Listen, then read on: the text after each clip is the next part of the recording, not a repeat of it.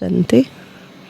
आज आम 8 जुलाई 2026 बाबांकर महावाक्य शुणिया मिठे बच्चे यही सभारे बाह्यमुखी बसबार नहीं, बाबांक स्मृति रे रहिबार अछि। मित्र संबंधी अथवा कामधंदा आदि को मन पकाइवा द्वारा वायुमंडल रे विघ्न पड़ी थाए। बाबा कहते ए सभारे बाह्यमुखी होकि बसबार नहीं। बाह्यमुखी तो कथा हबानी, मन मध्य बाहर आड़े नबाक हेनी।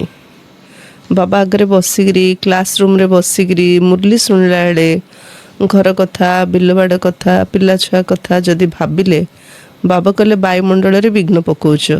जनक लगी अन्य मानक बुद्धि मध्य चारिआडे भटकिब, केजण बुद्धि भटकियो, केजण दृष्टि भटकियो, केजण निद पळै आसियो। तो सबू पापर खाता का मुंड उपर जमा हबो, जे बसिकी बाह्य कथा भाबिब। से बाबा कहते तमे जी ये बसी बाहर कथा भावुच सी वायुमंडल गोटे विघ्न पकाउछ। प्रश्न, तुम संतान मानकर रुहानी ड्रिल विशेषता कौन जहाँ मनुष्य करी? स्कूल रे ड्रिल टीचर माने ड्रिल सिखाउछन्ती।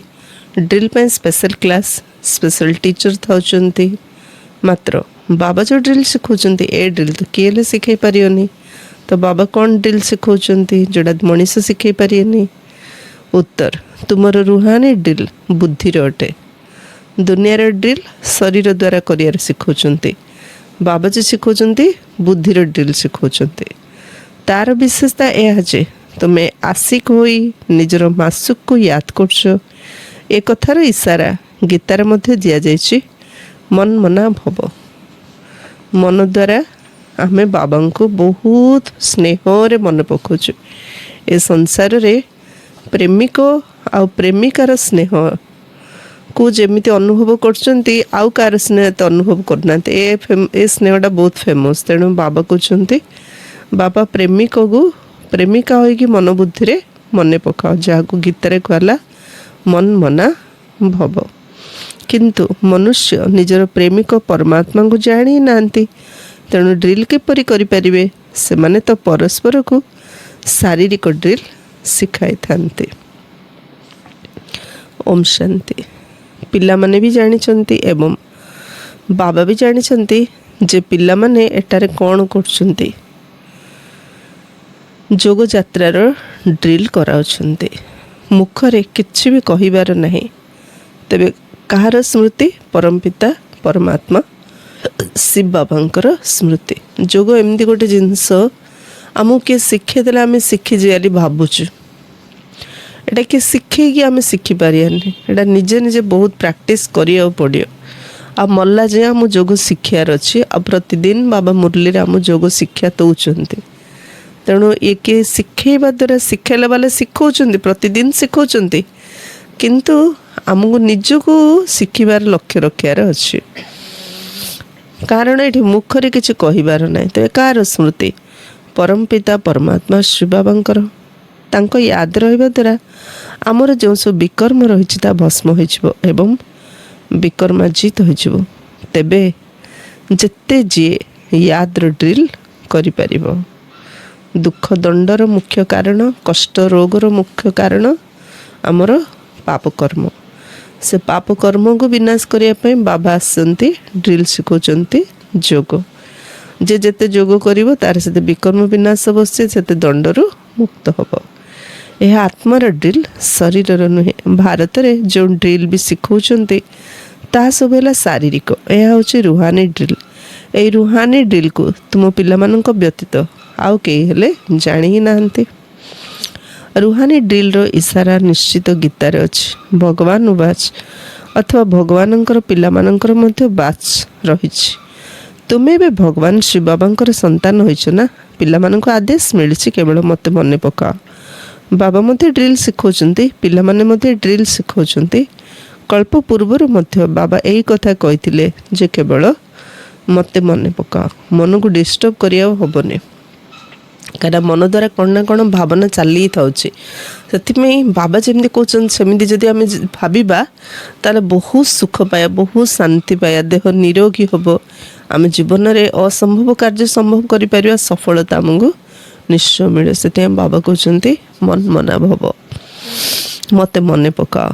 ଏଥିରେ ବାରମ୍ବାର କହିବାର ଆବଶ୍ୟକତା ନାହିଁ, କିନ୍ତୁ କହିବାକୁ ପଡ଼ୁଛି। ଏଠାରେ ବସି ବସି ଯଦି କେହି ନିଜର ମିତ୍ର ସମ୍ବନ୍ଧୀମାନଙ୍କୁ କର୍ମଧନ୍ଦାକୁ ମନେ ପକାଉଛନ୍ତି, ତେବେ ସେମାନେ ବାୟୁମଣ୍ଡଳରେ ବିଘ୍ନ ପକାଉଛନ୍ତି। ବାବା କହୁଛନ୍ତି, ଯେପରି ତୁମେ ଏଠାରେ ଯୋଗରେ ବସିଛ, ସେହିପରି ଚାଲି ବୁଲି କର୍ମ କରି ମଧ୍ୟ ଯୋଗରେ ରହିବାକୁ ହେବ। ଯେପରି ପ୍ରେମିକା ପ୍ରେମିକ ପରସ୍ପରକୁ ମନେ ପକାଇଥାନ୍ତି, ସେମାନଙ୍କର ସ୍ମୃତି ହେଲା ଶାରୀରିକ, ତୁମର ହେଲା ଆତ୍ମିକ ସ୍ମୃତି। ଆତ୍ମା ମାନେ ଭକ୍ତି ମାର୍ଗରେ ମଧ୍ୟ ପରମପିତା ପରମାତ୍ମା ପ୍ରେମିକଙ୍କର ପ୍ରେମିକା ଅଟନ୍ତି, କିନ୍ତୁ ନିଜର ପ୍ରେମିକଙ୍କୁ ଜାଣି ନାହାନ୍ତି, ନା ନିଜର ଆତ୍ମାକୁ ଜାଣିଛନ୍ତି। ଭକ୍ତି ତ ଦ୍ୱାପରରୁ ଚାଲିଛି, କିନ୍ତୁ ଆତ୍ମଜ୍ଞାନ ନାହିଁ, କି ଯାହାକୁ ଭକ୍ତି କରୁଛନ୍ତି ଭଗବାନଙ୍କର ପରିଚୟ ନାହିଁ। ଏହା ହିଁ ହେଉଛି ଆତ୍ମାମାନଙ୍କର ଏବଂ ପରମାତ୍ମାଙ୍କର କଥା। ବାବା ପିଲାମାନଙ୍କୁ ସମ୍ମୁଖରେ କହୁଛନ୍ତି, ତୁମେ ପ୍ରେମିକା ମାନେ ମୋତେ ପ୍ରେମିକଙ୍କୁ ମନେ ପକାଉଛ ଯେ ବାବା ଆସ, ଏଠାକୁ ଆସି ଆମକୁ ଦୁଃଖରୁ ମୁକ୍ତ କର ଏବଂ ନିଜ ସାଥିରେ ଶାନ୍ତିଧାମକୁ ନେଇ ଚାଲ। ତୁମେ ଜାଣିଛ ଏବେ ଦୁଃଖଧାମ ମୃତ୍ୟୁଲୋକର ବିନାଶ ହେବାକୁ ଯାଉଛି। ଅମର ଲୋକ ଜିନ୍ଦାବାଦ, ମୃତ୍ୟୁ ଲୋକ ମୁର୍ଦାବାଦ। ତୁମେ ଏବେ ବ୍ରାହ୍ମଣ ସନ୍ତାନ ହୋଇଛ, ତୁମମାନଙ୍କ ଭିତରେ ମଧ୍ୟ ପୁରୁଷାର୍ଥର କ୍ରମ ଅନୁସାରେ ଅଛନ୍ତି। ତୁମେ ପିଲାମାନଙ୍କୁ ସମ୍ପୂର୍ଣ୍ଣ ନିଶ୍ଚୟ ହେବା ଉଚିତ ଯେ ଆମେ ଏବେ ନର୍କବାସୀରେ ସ୍ୱର୍ଗବାସୀ 21 ଜନ୍ମ ପାଇଁ ହେଉଛୁ। ନିଶ୍ଚୟ ହେବା ଦରକାର। ମୁଁ ଆତ୍ମା ଏବେ ନର୍କରେ ଅଛି, ଏ ନର୍କରେ ମୋତେ କେଉଁଠୁ ମଧ୍ୟ ସୁଖ ମିଳିପାରିବ ନାହିଁ। ମୁଁ ଏବେ ନର୍କବାସୀରୁ ସ୍ୱର୍ଗବାସୀ ହେଉଛି କେବଳ ବାବାଙ୍କର ଶ୍ରୀମତରେ ଚାଲିଲେ, ବାବାଙ୍କୁ ମନେ ପକାଇଲେ। 21 ଜନ୍ମ ମୁଁ ସ୍ୱର୍ଗବାସୀ ହେବି, ସଦା ସୁଖ ସେଇଠି ପାଇବି। ଏଇଠି ସୁଖର କୌଣସି ଚିହ୍ନବର୍ଣ୍ଣ ନାହିଁ। ଏଠାରେ ଯଦି କେହି ମରିଯାଆନ୍ତି, ତେବେ କହନ୍ତି ସ୍ୱର୍ଗବାସୀ ହେଲା, କିନ୍ତୁ କେତେ ସମୟ ପାଇଁ ସ୍ୱର୍ଗବାସୀ ହେଲା ଏକଥା କେହି ବି ଜାଣିନାହାନ୍ତି। ଏବେ ତୁମେ ପୁରୁଷାର୍ଥ କରୁଛ ସ୍ୱର୍ଗବାସୀ ହେବା ପାଇଁ। ତୁମକୁ ଏ ନିଶ୍ଚୟ କିଏ କରାଉଛନ୍ତି? ସିଏ ହେଲେ ଗୀତାର ଭଗବାନ, କିନ୍ତୁ ସିଏ ତ ଏକମାତ୍ର ନିରାକାର ଅଟନ୍ତି। ମନୁଷ୍ୟ ଭାବୁଛନ୍ତି ନିରାକାର ତ ନିରାକାର ହିଁ ଅଟନ୍ତି, ସିଏ କିପରି ଏଠାକୁ ଆସି ଶିଖେଇବେ? ମନୁଷ୍ୟ ଭାବୁଛନ୍ତି ନିରାକାର, ନିରାକାର ତ ନିରାକାର ମାନେ ତାଙ୍କର କୌଣସି ଆକାର ନାହିଁ ବୋଲି ଭାବୁଛନ୍ତି, କିନ୍ତୁ ନିରାକାର ଜ୍ୟୋତିର୍ବିନ୍ଦୁ ବାବା ଆସି କହୁଛନ୍ତି, ମୁଁ ନିରାକାର ଯେ, କିନ୍ତୁ ତୁମ ପରି ମୋର ଆକାର ନାହିଁ। ମୋର ଆକାର ଅତି ସୂକ୍ଷ୍ମ ଜ୍ୟୋତିବିନ୍ଦୁ। ତେଣୁ ନିରାକାର ତ ନିରାକାର, ନିରାକାର କେମିତି ଆସି ଭାବୁଛନ୍ତି, କିନ୍ତୁ ସମସ୍ତଙ୍କର ଆକାର ଅଛି। ସୃଷ୍ଟିକୁ ଆକାର ଦେବା ବାଲା ପରମାତ୍ମାଙ୍କର ମଧ୍ୟ ନିଜସ୍ୱ ଗୋଟେ ଆକାର ଅଛି। ବାବାଙ୍କୁ ନ ଜାଣିଥିବା କାରଣରୁ ଡ୍ରାମା ଅନୁସାରେ କୃଷ୍ଣଙ୍କ ନାମ ଭୁଲ ଲେଖିଦେଇଛନ୍ତି। ଶ୍ରୀକୃଷ୍ଣ ଏବଂ ଶିବଙ୍କର ସମ୍ବନ୍ଧ ଏ ସମୟରେ ପାଖାପାଖି ଅଟେ। ଶିବ ଜୟନ୍ତୀ ସଙ୍ଗମ ଯୁଗରେ ହୋଇଥାଏ, ପୁଣି କାଲି ହେବ ଶ୍ରୀକୃଷ୍ଣ ଜୟନ୍ତୀ। ଶିବ ଜୟନ୍ତୀ ହୋଇଥାଏ ରାତ୍ରି ସମୟରେ, ଶ୍ରୀକୃଷ୍ଣ ଜୟନ୍ତୀ ହୁଏ ସକାଳ ସମୟରେ। ଜନ୍ମାଷ୍ଟମୀ ସକାଳେ କରନ୍ତି, ଶିବରାତ୍ରି ରାତିରେ କରନ୍ତି, ଯାହାକୁ ପ୍ରଭାତ କୁହାଯିବ, ଅର୍ଥାତ୍ ସତ୍ୟଯୁଗ କୁହାଯିବ। ଯେତେବେଳେ ଶିବରାତ୍ରି ଶେଷ ହୋଇଥାଏ, ସେତେବେଳେ ଯାଇ କୃଷ୍ଣ ଜୟନ୍ତୀ ହୁଏ। ଏସବୁ କଥା ପିଲାମାନେ ହିଁ ବୁଝିପାରିବେ। ଏଠିକାର ନିୟମ ହେଲା, ଏ ସଭାରେ କେହି ବାହ୍ୟମୁଖୀ ହେବେ ନାହିଁ। ବାବାଙ୍କ ସ୍ମୃତିରେ ରହିବାକୁ ହେବ। ମନୁଷ୍ୟମାନେ ମଧ୍ୟ ଡାକୁଛନ୍ତି, ହେ ପତିତ ପାବନ ଆସ, ଏଠାକୁ ଆସି ଆମକୁ ପତିତରୁ ପାବନ କର। ଏହା ଏକ ସୂକ୍ଷ୍ମ ପାପ, ଯାହାକି ଅନ୍ୟମାନେ କେହି ଜାଣିପାରିବେନି। ଆମେ ଏଠି ବସିଲା ସମୟରେ ଆମର କଥା ଯଦି ଘରର କଥା ଯଦି ମନେ ପଡେ, ବହୁତ ବଡ଼ ମିଷ୍ଟେକ୍ କରୁଛୁ। ମନ ଭାରି କରିକି ବାତାବରଣ ଭାରି କରିଦେଉଛନ୍ତି। ବାତାବରଣ ଭାରି, ଆରେ ଆଶ୍ରମକୁ ଆସିଲେ କାହିଁକି ସମସ୍ତଙ୍କୁ ଭଲ ଲାଗୁଛି? ଆଶ୍ରମର ବାତାବରଣ ହାଲକା ହେଲେ ସମସ୍ତଙ୍କୁ ଭଲ ଲାଗୁଛି। ସେଇଠି ମଧ୍ୟ ଦିଦିମାନେ ଭଉଣୀମାନେ ସେମାନେ ଯଦି କିଛି ମାନେ ମୁଣ୍ଡ ଭାରି କରି ରହିଗଲେ, ଆଶ୍ରମର ପରିବେଶ ଖରାପ ହଉନି? ଯିଏ ବି ହଉ, ଯିଏ ବି ହଉ,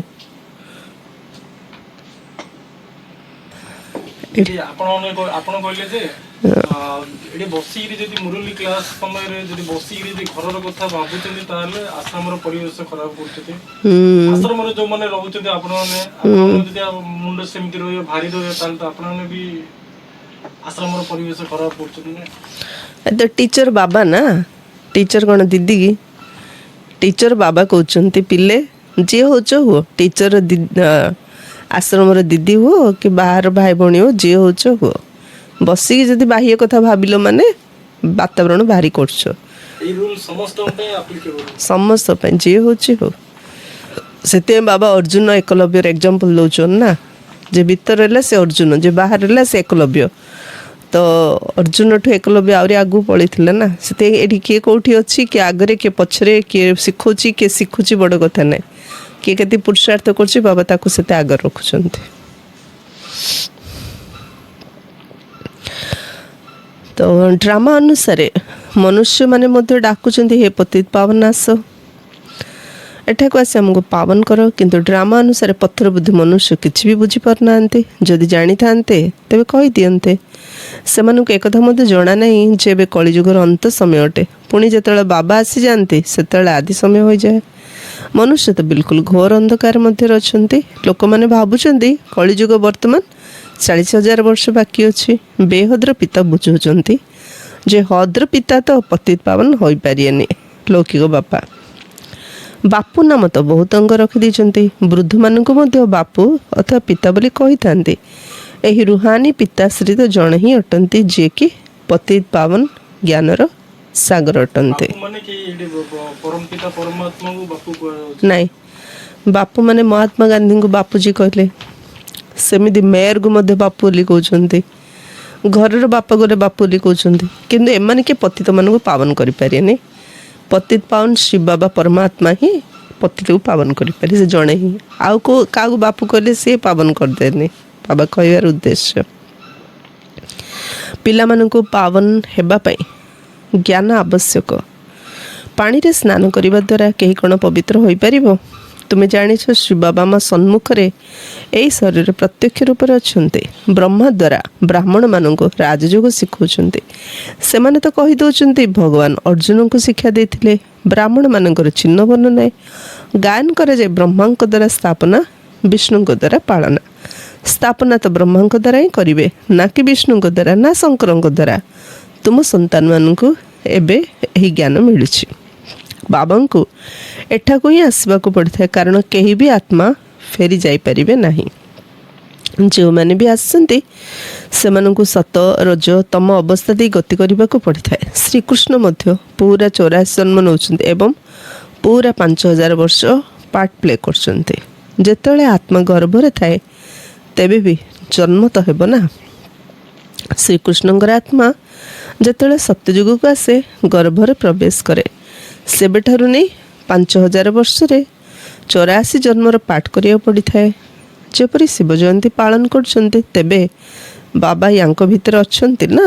ଶ୍ରୀକୃଷ୍ଣଙ୍କର ଆତ୍ମା ମଧ୍ୟ ଗର୍ଭକୁ ଆସିବା ମାତ୍ରେ ଗର୍ଭରେ ହଲଚଲ ହେବା ଆରମ୍ଭ ହୋଇଯାଏ। ତେବେ ସେଇ ସମୟଠାରୁ 5,000 ବର୍ଷର ହିସାବ ଆରମ୍ଭ ହୋଇଥାଏ। ଶିବ ବାବା ବ୍ରହ୍ମାଙ୍କ ଶରୀରରେ ଆସିରି ଗୀତା ଜ୍ଞାନ ଦେଲେ। ଶିବ ଯେମିତି ବ୍ରହ୍ମାଙ୍କ ଶରୀରରେ ଆସିଲେ କଳିଯୁଗ ଦୁନିଆରେ ହଲଚଲ ହେଇଗଲା। ବାବା କହିଲେ ସେମିତି ଶ୍ରୀକୃଷ୍ଣ ଯେତେବେଳେ ଗର୍ଭରେ ପ୍ରବେଶ କରନ୍ତି ସେ ଗର୍ଭରେ ହଲଚଲ ହେଉଛି, ସେଠୁ ସତ୍ୟଯୁଗ ଦୁନିଆ ଆରମ୍ଭ ହେଉଛି। ଯଦି କମ୍ ବେଶୀ ହେବ ତେବେ ପୁଣି 5,000 ବର୍ଷରୁ କମ୍ ହୋଇଯିବ। ଏହା ବଡ଼ ସୂକ୍ଷ୍ମରେ ବୁଝିବାର କଥା। ପିଲାମାନେ ଜାଣିଛନ୍ତି ଶ୍ରୀକୃଷ୍ଣଙ୍କର ଆତ୍ମା ପୁନର୍ବାର ଏହି ଜ୍ଞାନ ନେଉଛନ୍ତି ପୁଣି ଶ୍ରୀକୃଷ୍ଣ ହେବା ପାଇଁ। ତୁମେମାନେ ମଧ୍ୟ କଂସପୁରୀରୁ କୃଷ୍ଣପୁରୀକୁ ଯାଉଛ। ଏସବୁ କଥା ବାବା ଆସି ପିଲାମାନଙ୍କୁ ବୁଝାଉଛନ୍ତି। ବାବା କହୁଛନ୍ତି ମାୟା ବଡ଼ ଦୁସ୍ତର, ଅର୍ଥାତ୍ ମାୟା ବହୁତ ଶକ୍ତିଶାଳୀ ଅଟେ। ଭଲ ଭଲ ମହାରଥୀଙ୍କୁ ମଧ୍ୟ ହରେଇ ଦେଉଛି। ଜ୍ଞାନ ଶିକ୍ଷା କରୁ କରୁ କେଉଁଠି ମାୟା ରୂପୀ ଗ୍ରହର ପ୍ରଭାବ ମଧ୍ୟ ପଡ଼ିଯାଉଛି। ଆଶ୍ଚର୍ଯ୍ୟ ଭାବରେ ମୋର ହୁଅନ୍ତି, ଜ୍ଞାନ ଶୁଣନ୍ତି, ଓହୋ ମୋମ ମାୟା, ପୁଣି ବି ଭାଗନ୍ତି ହୋଇଯାଆନ୍ତି। ରୋଜଗାରରେ ଗ୍ରହଚାରୀର ପ୍ରଭାବ ପଡ଼ିଯାଏ, ଅର୍ଥାତ୍ ବିଘ୍ନ ପଡ଼ିଯାଏ। ରାହୁର ଗ୍ରହଣ ସମସ୍ତଙ୍କୁ ଲାଗିଯାଉଛି। ଏବେ ତୁମ ଉପରେ ବୃହସ୍ପତିର ଦଶା ପଡ଼ିଛି। ପୁଣି ଚାଲୁ ଚାଲୁ କାହା କାହା ଉପରେ ରାହୁର ଗ୍ରହଣ ଲାଗିଯାଇଥାଏ। ସେଥିପାଇଁ କୁହାଯାଏ ଯଦି ଏଇ ଦୁନିଆରେ ମହାମୂର୍ଖ ଦେଖିବାର ଅଛି ତେବେ ଏହିଠାରେ ଆସି ଦେଖ। ଯାହାଠାରୁ ସଂସାରର ସବୁ ସୁଖ ଶାନ୍ତି ସମ୍ପତ୍ତି ମିଳୁଛି ତାଙ୍କୁ ଯଦି ଛାଡ଼ି ଦେଉଛୁ, ତାଙ୍କ ହାତ ଛାଡ଼ିଦେଲୁ ମାନେ ତାକୁ ମହାମୂର୍ଖ କୁହାଯିବ ନା। ବାବାଙ୍କର ହେଇକି ପୁଣି କାହାକୁ ନା କାହାକୁ ଦୋଷ ଦେଇକିରି ଆମେ ବାବାଙ୍କର ଜ୍ଞାନ ଶୁଣିବାନି, ଆମେ ଯୋଗ କରିବାନି, ଆମେ ଧାରଣ କରିବାନି, ଆମେ ସେବା କରିବାନି, କ୍ଷତିକାର ହେବ ବାବାଙ୍କର ହେବ। ଆଶ୍ରମର ହବ ନା ଭାଇ ଭଉଣୀଙ୍କର ହବ, କାହାର କିଛି ହବନି, କ୍ଷତି ନିଜର ହିଁ ହବ। ସେଥିପାଇଁ ବାବା କହୁଛନ୍ତି ମହାମୂର୍ଖ ଦେଖିବାର ଅଛି ତ ଏଇଠି ଦେଖ, ଭଗବାନଙ୍କୁ ପାଇକି 63 ଜନ୍ମ ଭକ୍ତି କରି ଭଗବାନଙ୍କୁ ପାଇଲ, ଆଉ 63 ଦିନ ପରେ ଭଗବାନଙ୍କ ହାତ ଛାଡ଼ିକି ପଳେଇଲ, ଆକୁ ମୂର୍ଖ ନା ମହାମୂର୍ଖ କୁହାଯିବ? ଆମର ଟିଚର ମଧ୍ୟ କ୍ଲାସରେ ଆମକୁ କହିବାର ମହାମୂର୍ଖ, କିଛି ପାଠ ପଢୁନୁ, କେତେ ପଢେଇଲେ ମୁଣ୍ଡକୁ ଯାଉନି। ତ ତୁମର ଆତ୍ମା କହୁଛି ମୁଁ ବାବାଙ୍କ ଠାରୁ ସଦା ସୁଖର ସମ୍ପତ୍ତି ନେଉଛି। ବାବା ଆପଣଙ୍କ ଠାରୁ କଳ୍ପ ପୂର୍ବରୁ ମଧ୍ୟ ଏ ବର୍ଷା ନେଇଥିଲେ। ବାବା ପ୍ୟାରର ସାଗର ପରା ଦିଦି, ଏମିତି କଣ କହୁଛନ୍ତି ମହାମୂର୍ଖ? ବାବା ହଁ ପ୍ୟାର ସାଗର ନା, ସେଥିପାଇଁ ପ୍ୟାରରେ କହୁଛନ୍ତି ମହାମୂର୍ଖ ଦେଖିବାର ଅଛି ତ ଏଇଠି ଦେଖ ବୋଲିରେ, ରାଗିରି କହୁଛନ୍ତି କି ପ୍ୟାରରେ କହୁଛନ୍ତି। ତ ବାବା କ'ଣ କହୁଛନ୍ତି? ମୁଁ ବାବାଙ୍କ ଠାରୁ ସଦା ସୁଖର ସମ୍ପତ୍ତି ନେଉଛି। ବାବା ଆପଣଙ୍କ ଠାରୁ କଳ୍ପ ପୂର୍ବରୁ ମଧ୍ୟ ଏହି ବର୍ଷା ନେଇଥିଲି। ଆମେ ପୁନର୍ବାର ଏବେ ବାବାଙ୍କ ପାଖକୁ ଆସିଛୁ। ବାବା ବୁଝାଇଛନ୍ତି ବାହାରେ ତୁମର ସେଣ୍ଟର ମାନଙ୍କରେ ଏ ଜ୍ଞାନକୁ ବୁଝିବା ପାଇଁ ବହୁତ ଲୋକ ଆସିବେ। ଏଠାରେ ଏହା ହେଉଛି ଇନ୍ଦ୍ରସଭା, ମଧୁବନ। ସେଣ୍ଟର ବାହାରୁଠି ସିନା ଆସି ଶୁଣିବେ, କିନ୍ତୁ ମଧୁବନକୁ ଯାହାକୁ ତାକୁ ଆମେ ନେଇକି ଯାଇପାରିବାନି। ଗୋଟେ ବର୍ଷ ନିୟମ ସବୁ ପାଳିଲେ ତାକୁ ନେଇକି ଯିବା। ଇଏ ହେଉଛି ନର୍ମାଲ ସେଣ୍ଟର ମାନଙ୍କୁ ଆସି ବାହାର ଲୋକ ଶୁଣିପାରିବେ, ନ ଶୁଣିଲା ଆଉ କେଉଁଠି ଶୁଣିବେ ସେମାନେ? ସେଣ୍ଟରକୁ ସମସ୍ତେ ଆସିପାରିବେ, କିନ୍ତୁ ମଧୁବନ କଥା ଖାସ୍ ବାବା କହୁଛନ୍ତି। ଇନ୍ଦ୍ର ଶ୍ରୀ ବାବା ଅଟନ୍ତି ନା, ଯିଏକି ଜ୍ଞାନର ବର୍ଷା କରୁଛନ୍ତି। ତେଣୁ ଏଭଳି ସଭାକୁ କେହି ପତିତ ଆସିପାରିବେ ନାହିଁ। ସବୁଜ ପରି, ପୁଖରାଜ ପରି ନାମ ମଧ୍ୟ ରହିଛି।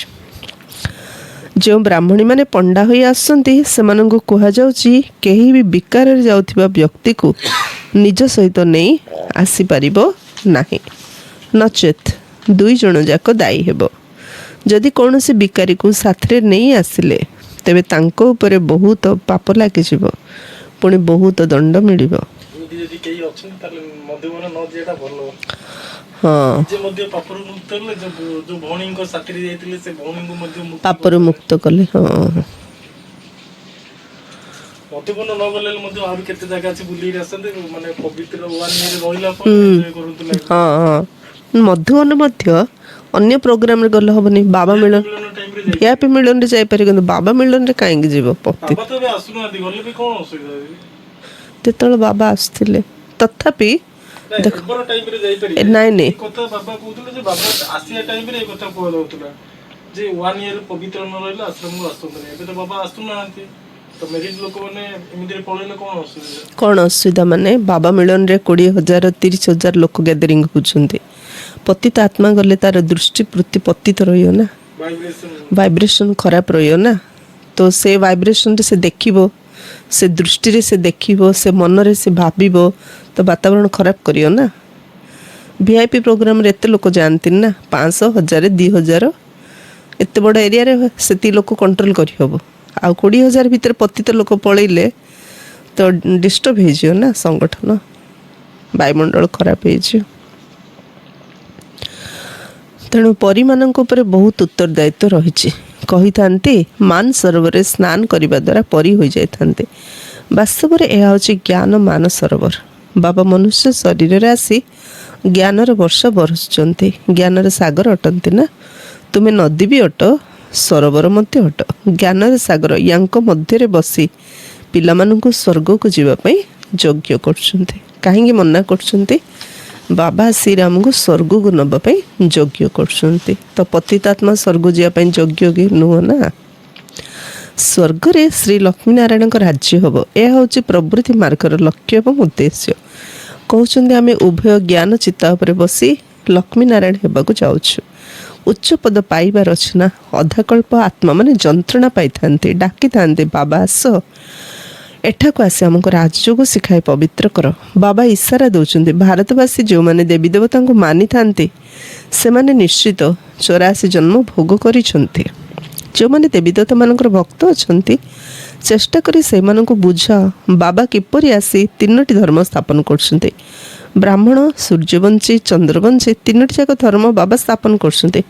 ଅଧାକଳ୍ପ ଆଉ କୌଣସି ଧର୍ମର ସ୍ଥାପନା ହୋଇନଥାଏ। पुणी आउ अधा कल्परे केते मठ पंथ आदि अनेक अनेक धर्म स्थापन होता है क्योंकि अधा कल्परे गोटे धर्म ताहा भी मध्य संगम जुगरे भविष्य में राजधानी स्थापना करछन्ते केते धर्म को धर्म स्थापन हो 1500 वर्ष है कोड़ा 2000 वर्ष है कोड़ा 2250 वर्ष कोड़ा 2500 वर्ष है गोटे धर्म बाबा से जो स्थापना कर गोटे मात्र 100 वर्ष रे आदि सनातन देवी देवता धर्मर फाउंडेशन पकाउछन्ते कम समय रे बाबा 5000 वर्ष पे जमी फाउंडेशन पकाउछन्ते अधा कल्प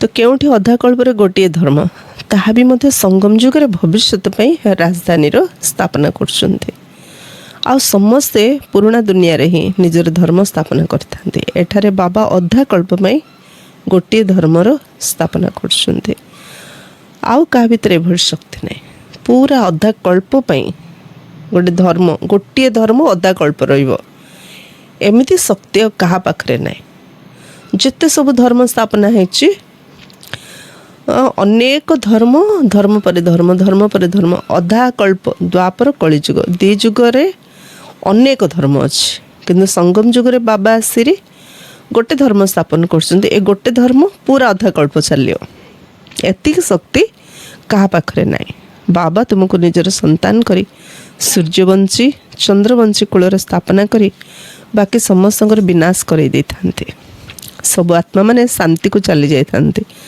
तुम्हें जिते सुख को आस से कौन दुख न था जहाँकि भगवान को मन पकाइबे यही ज्ञान मत तुम बुद्धि अच्छी तुम्हें जाच बाबा जी कि ज्ञान सागर अटंती सी आसी ज्ञान दौरान सागर तो जड़े ही अटंती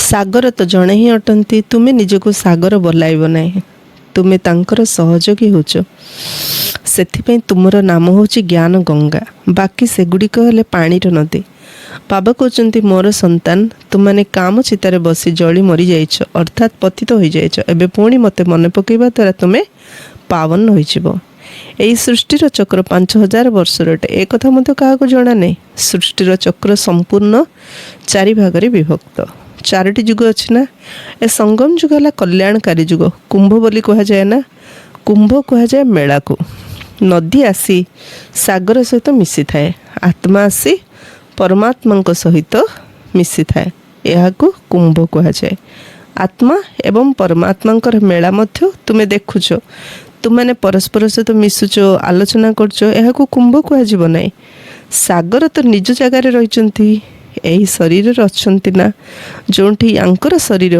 सेठारे ज्ञानर सागर उपस्थित बाकी तुम्हें परस्पर भितर ज्ञान गंगा माने मिशुच नदी माने छोट बड़ तो थांती ना नदीर नदी सहित मिलन को कुंभ कह जाए आमे परस्पर मिसिया को कुंभ मेला कहुनी नदी तो बहुत थी किंतु सागर गोटे जगार थी शिव बाबा ब्रह्मा शरीर आसी गोटे जगह रहे कि छोट नदी के बड़ नदी आमे समस्ते जे बाबा सहित मिसले ताकू कहला कुंभ मेला सागर तो निज जगार रही यही शरीर अच्छी ना जो आंकर शरीर सेठारे ज्ञान सागर उपस्थित बाकी तुम्हें परस्पर भितर ज्ञान गंगा माने मिशुच नदी माने छोट बड़ तो थांती ना लोक माने सेठाको स्नान करने जाती गंगा जमुना सरस्वती आदि तो अच्छी दिल्ली जमुनार कूल स्वर्ग अटे दिल्ली पाई कह जाए परिस्तान थिला जेतेबेले लक्ष्मी नारायण राज्य थिला एमिति नुआ जे श्रीकृष्ण राज्य थिला राधाकृष्ण जुगल हेले तो जाए राज्य करिपारिबे एबे तुम्हें पिला माने केते खुशी रे अछ राधाकृष्ण जुगल हेले राज्य करिवे अर्थ राधाकृष्ण स्वयंवर परे पति पत्नी हेले तो राज्य करिवे ना एबे तुम्हें पिला माने केते खुशी रे अछ मायर तोफान तो बहुत आसीबो तुमर बेहतर बॉक्सिंग चलছে प्रत्येकंकर 5 विकार सहित युद्ध चले आमे चाहूचे बाबा को निरंतर मन पकाइबा को किंतु माया आमको आमर जोग को भांगी दउछि जेपरी गोटी खेल देखाई थांती परमात्मा निज आड़ को टाणुचंती माया ता आड़ को टाणुछि एई भली गोटी नाटक तैयारी करचंती सिनेमा देखिबार फैशन एबे बाहरी छि ड्रामा अनुसार तुमको बाइस्कोप उपर ही बुझेबार थिला नाटक तो अदल बदल होता है यह तो अनादि अविनाशी पूर्व प्रस्तुति ड्रामा अटे नाटक अदली बदल हो पारे माने नाटक माने जमदी गाँव रे साई मझीरे गोटे स्टेज करी एक्टिंग करती सी है नाटक ହେଲେ ନାଟକରେ ତ ଚେଞ୍ଜ ହେଇଯିବ, କିନ୍ତୁ ସିନେମା ଥରେ ସୁଟିଂ ହେଲା ପରେ ତ ଚେଞ୍ଜ ହେଇପାରିବନି। ତେଣୁ ଆମକୁ ବୁଝିବା ପାଇଁ ବୋଲି ସିନେମା ବାବା director, producer, actor, villain, hero ସବୁ କରିକିନା ବାବା ସିନେମା ଭିତରେ ସିନେମା ସଂସାର ଗୋଟେ ଡ୍ରାମା, ଏ ଡ୍ରାମା ଭିତରେ ଆଉ ଗୋଟେ ସିନେମା କ୍ରିଏଟ୍ କରିକିରି ତାକୁ ଏକ୍ଜାମ୍ପଲ୍ ପରି ସାମ୍ନାରେ ରଖିକି ଆମ ବାବା ବୁଝୁଛନ୍ତି, ଦେଖ ସେ ସିନେମାଟା ଯେମିତି ଦେଖୁଛ ଏ ଦୁନିଆଟା ମଧ୍ୟ ସେମିତି ଗୋଟେ ସିନେମା। ସେ ସିନେମାଟାରେ ଯେମିତି ଥରେ ସୁଟିଂ ହେଇଗଲା ପରେ ଆଉ କିଛି ଚେଞ୍ଜ କରିପାରିବନି, ସେମିତି ଦେଖୁଥିବ। ଏ ଦୁନିଆ ମଧ୍ୟ ୱାର୍ଲଡ ବିଶ୍ୱଟା ମଧ୍ୟ ଗୋଟେ ସିନେମା, ଇଏ ମଧ୍ୟ ଯାହା ହେଇଛି ତା ହେଉଛି ତାକୁ ସାକ୍ଷୀ ହେଇକିରି ଦେଖ, ତାହେଲେ ଖେଳର ମଜା ନେବ ଆଉ ନିଜେ ସୁରକ୍ଷିତ ହେଇକି ମଧ୍ୟ ରହିପାରିବ। ଯାହା ପୂର୍ବରୁ ହୋଇଥିଲା ତାହା ବର୍ତ୍ତମାନ ମଧ୍ୟ ହେଉଛି। ଅମୁକ ମରିଗଲା, ତାର ଏତିକି ହିଁ ପାର୍ଟ ଥିଲା, ଆମେ ଚିନ୍ତା କାହିଁ କରିବା। ସିନେମା ଯେତେଥର ଦେଖିବା ସେମ୍ ସିନେମା ବାରମ୍ବାର ରିପିଟ୍ ହେଉଛି ନା, ଠିକ୍ ସେମିତି ଯିଏ 5000 ବର୍ଷ ତଳେ ମରିଥିଲା ସେ ଆଉ ଥରେ ମରିଲା, ଆମେ କାହିଁ ଚିନ୍ତା କରିବା, ଡ୍ରାମା ଅଟେ ନା। ସର ଛାଡ଼ିଦେଲା ଆଉ କ'ଣ ଫେରିପାରିବ? କାନ୍ଦିବାରେ ଲାଭ କ'ଣ? ଏହାର ତ ନାମ ହିଁ ହେଲା ଦୁଃଖଧାମ। ସତ୍ୟଯୁଗରେ ମୋହଜିତ ରାଜାମାନେ ଥାଆନ୍ତି। ଏହା ଉପରେ ଗୋଟେ କାହାଣୀ ମଧ୍ୟ ଅଛି। ସତ୍ୟଯୁଗରେ ମୋହର କୌଣସି କଥା ନଥାଏ, ଏଠାରେ ତ ମନୁଷ୍ୟଙ୍କର କେତେ ମୋହ ରହିଛି। ଯଦି କାହାକୁ କାନ୍ଦ ମାଡ଼ୁନଥିବ ତେବେ ଅନ୍ୟମାନେ କାନ୍ଦି କାନ୍ଦି ତାକୁ ମଧ୍ୟ କନ୍ଦେଇ ଦେବେ, କିଏ ଖରାପ ଭାବିବେ। ସେଥିପାଇଁ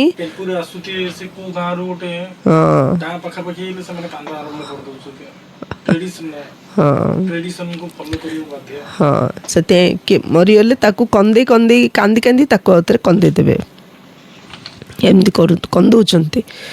କିନ୍ତୁ ଭଗବାନ କହୁଛନ୍ତି କାନ୍ଦିବାରେ ଲାଭ କ'ଣ? ଯିଏ ମରିଯାଇଛି ପଳେଇ ଆସିବ କାନ୍ଦିଲେ।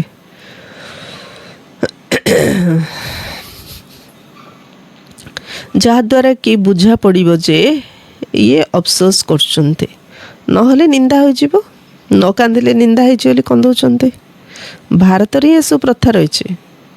ଭାରତରେ ହିଁ ସୁଖ, ଭାରତରେ ହିଁ ବହୁତ ଦୁଃଖ ହୋଇଥାଏ। ଅନ୍ୟ ଜାଗାରେ ଏମିତି କାନ୍ଦିଲେ ମରିଲେ କାନ୍ଦିବା ପାଇଁ ବାଧ୍ୟ କରୁନାହାନ୍ତି, ଏସବୁ ଭାରତର ଟ୍ରେଡିସନ୍।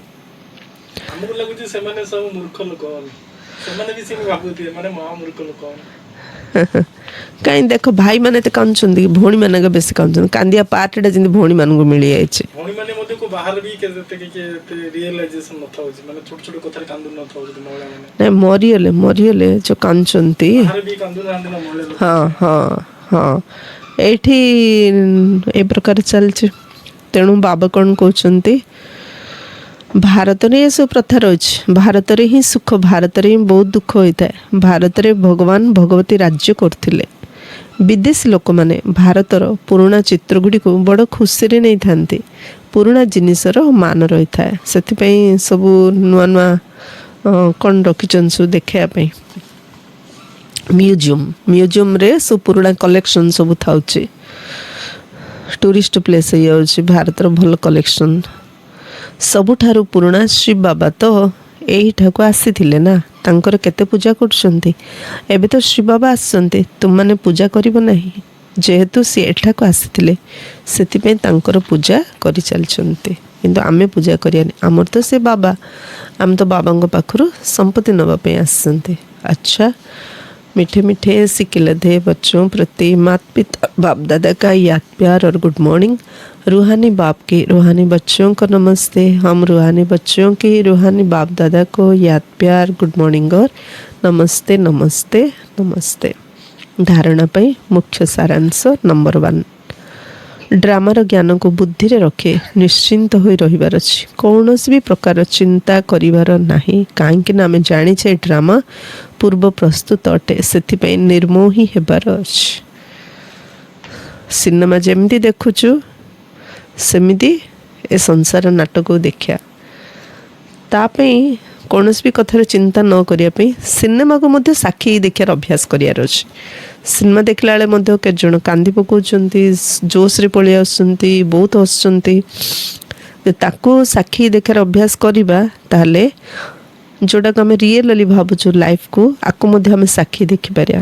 कारण बाबा कहले ये तो नाटक, जहाँ होता ताहा रिपीट होची, किछि नुआ होनी, से कौन कथार चिंता करनी, निर्मोही हबार अछि ये पूर्व प्रस्तुत ड्रामा। बाबा अबे मुरली रे केते कथा पचौचंदी आपनर माता नि गांधी बहू जे से कथा सुनिबे नहीं मुरली रे सुनले कोन कांचंदी की मुरली रे सुनी माता माने कोन कांचंदी सिनेमा सीरियल देखले कांचन ना सिनेमा सीरियल देखले जो कांचंदी सेमदी रियल लाइफ रे मध्ये कांचंदी से सिनेमा सीरियल देखि कांदियार बंद कर रियल लाइफ रे मध्ये कांदियार बंद कर कोनस कथा रे चिंता करने एडा ड्रामा।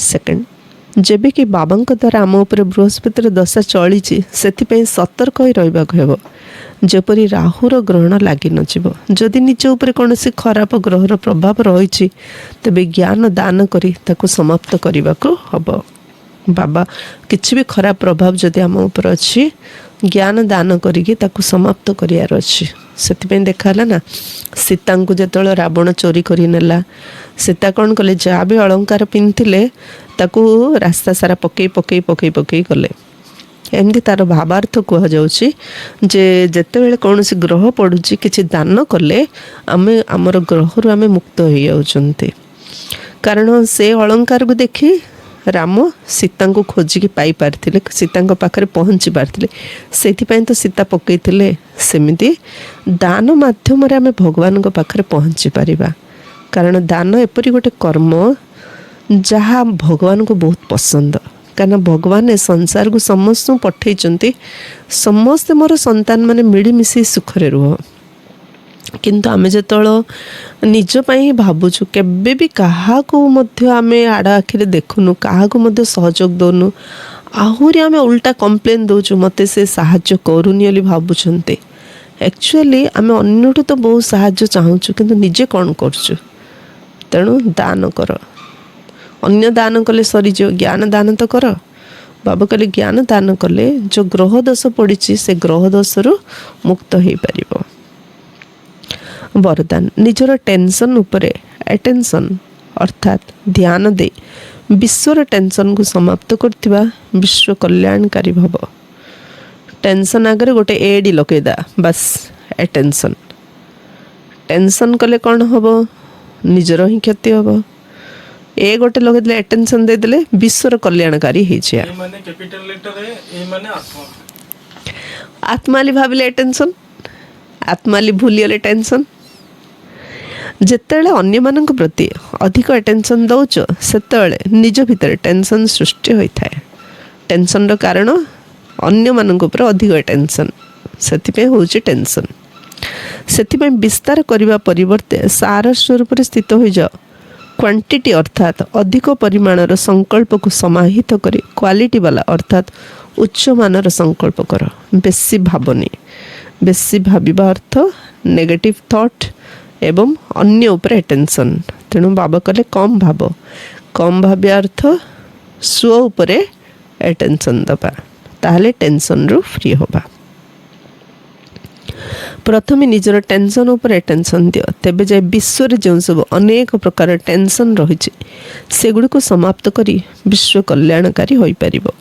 प्रथमे निजे निजको देख निजर सेवा प्रथमे कर जदि निजर सेवा करिबो तबे अन्य मानकर सेवा स्वतः ही होइजिबो स्व परिवर्तन द्वारा विश्व परिवर्तन निज बदलिले विश्व बदल निजे सुधरिले विश्व सुधुरे तेणु बाबा कहते निज उपर अटेंशन दियो विश्व स्वतः परिवर्तन हो स्लोगान जोगर अनुभूति करने को दृढ़तार शक्ति द्वारा मन को नियंत्रण कर दृढ़तार क्या मन द्वारा ही तो आम बाबा सहित जोग लगे ना तो मन को जिते कंट्रोल करवा कंट्रोल करके बाबा सहित लगेले जोगर अनुभव आम कर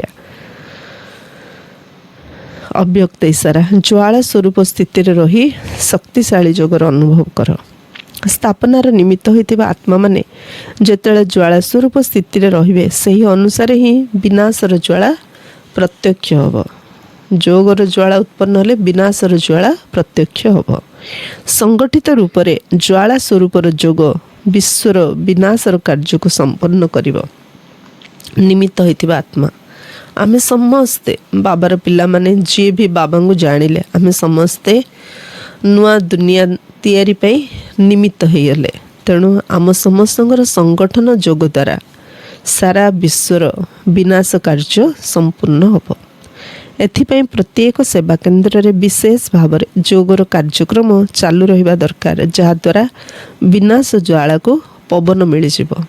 निआ जलुथिबो जदि पवन बहिले निआ आउरी जोर जलियो ना। तो प्रत्येक सेंटर जेतळ आमे जोग साधना करिबा ग्रुप मिसिकी जोग करिया तो बाबा कहले विनाश ज्वाला को पवन मिलिबो एवं जोग अग्नि द्वारा विनाशर अग्नि प्रज्वलित हबो, ज्वाला द्वारा ज्वाला प्रज्वलित हबो, जोगर ज्वाला द्वारा विनाशर ज्वाला प्रज्वलित हबो, पुराना दुनियार समाप्त हबो। अच्छा, ओम शांति।